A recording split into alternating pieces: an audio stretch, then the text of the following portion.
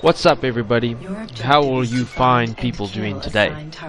I'm Infinity43 and you're watching some Assassin's Creed 3 multiplayer, which is without a doubt my favorite multiplayer experience at the moment. In fact, the entire franchise, Assassin's Creed, single player and multiplayer, I love all of it.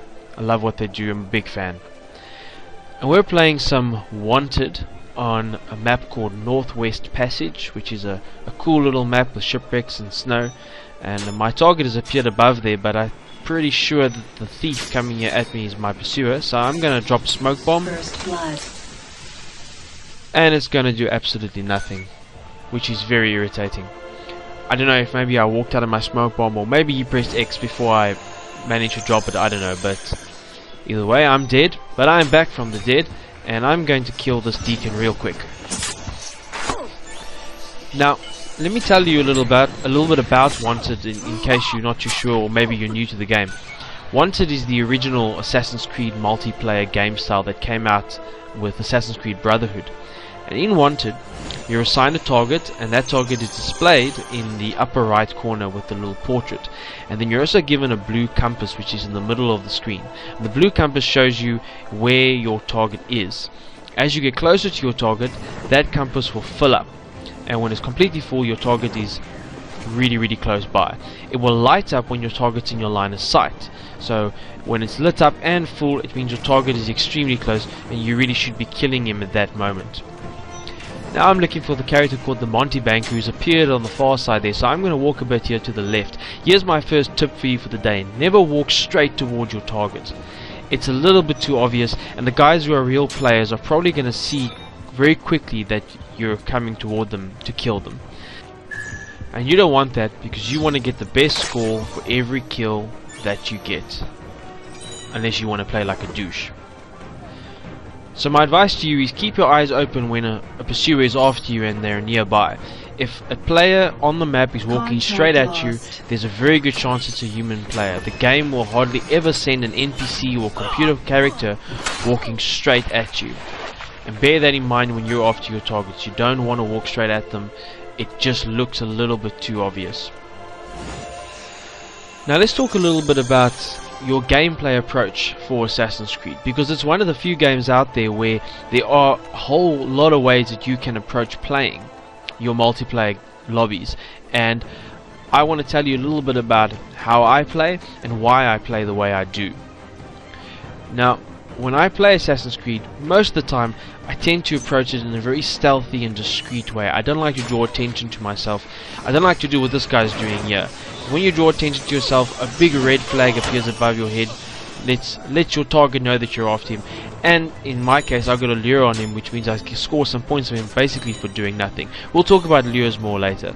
But generally I don't like to draw attention to myself. You can see here now I'm about to shoot this guy in the face. I did that basically just for variety. I want to get more points by having a bigger variety of kills. But these moments are generally few and far between, so you won't see it very often. Now, there are some downsides to this. The biggest one being that if you play in a very slow and stealthy way, it does take you a little bit longer to move around the map, especially in a game style like Wanted where the maps are pretty big. In Deathmatch it isn't too much of an issue, but it can take you a little while. But to me the upsides far outweigh that, and the upsides are really that your points are going to be much better for your kills, provided you pull them off properly.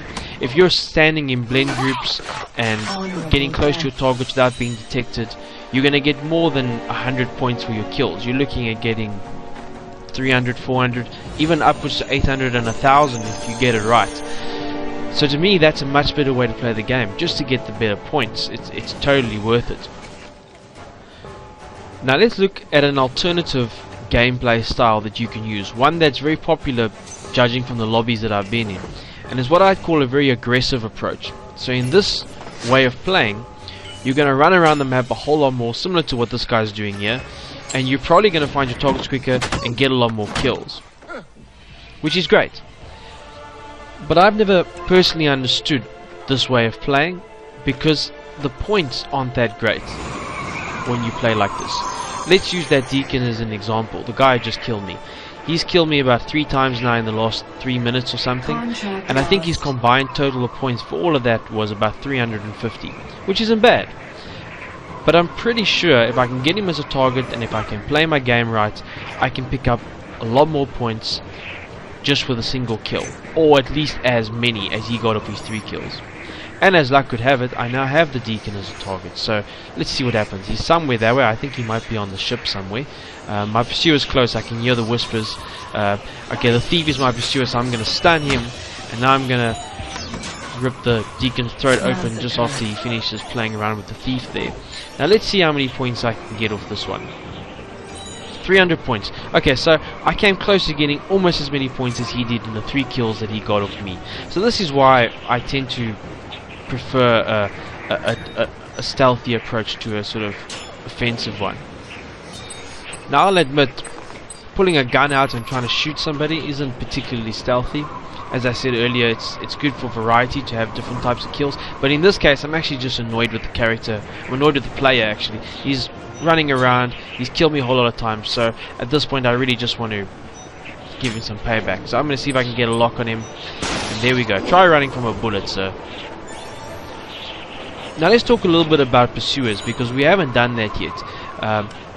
So while you're running around finding your targets, there are obviously going to be players coming after you, and these are your pursuers. They're indicated in the top left hand corner with the red triangles, and you can have anywhere from no pursuers up to 4 pursuers at the same time. And if you've got anything more than 2, you would be wise to find a blend group, your hideaway, and let them come to you, because that's basically points that are going to be running toward you. I'm pretty sure the Deacon here is one of my pursuers, and yes he is. I get a lure on him, but I dropped a smoke bomb anyway, so that's some points. And lucky for me, my target comes running in, so I'm gonna just take an easy kill here quickly.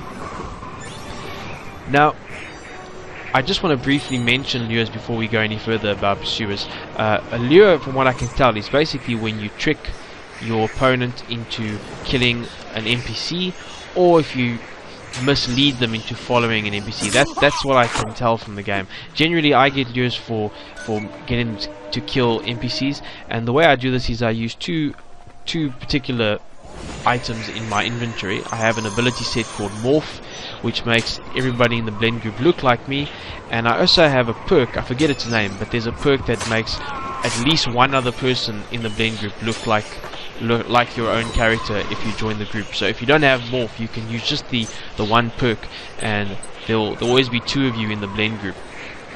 And this is a handy way to confuse your pursuers, and they're going to arrive there not necessarily knowing which one is you, and if they kill the wrong one, you're going to get a 100-point lure, and you can still punch them in the face and get 200 points for stun. So that's generally how I deal with my pursuers. There are of course a whole lot of ways that you can approach it, but I find that those ones work best for me. So we got just under a minute left, just under 2 minutes, sorry.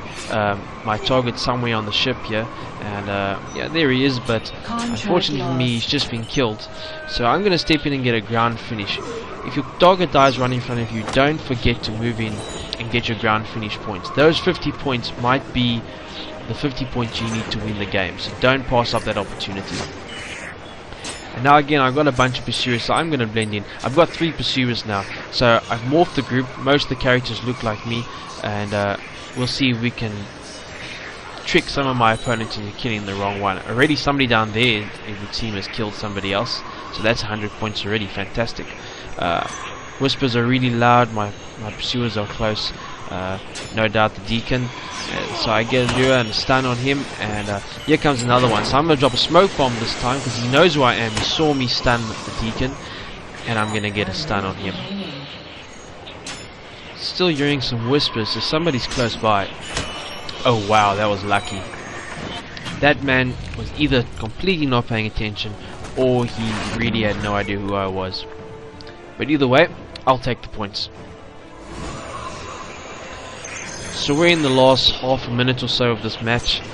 I've got the Deacon as a target. I see my pursuer up top there, and my target, oh, there's my target. So if I'm lucky, they'll both come my way, but it doesn't look like they're going to, so I'm going to make a move and see if I can go and find them very quickly. I've just noticed I no longer have a pursuer, so I'm going to run up this ship quickly and I see my target.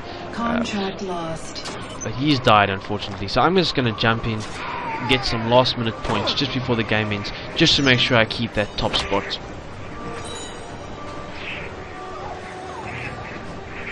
You have finished first. And that, ladies and gentlemen, is the end of the match.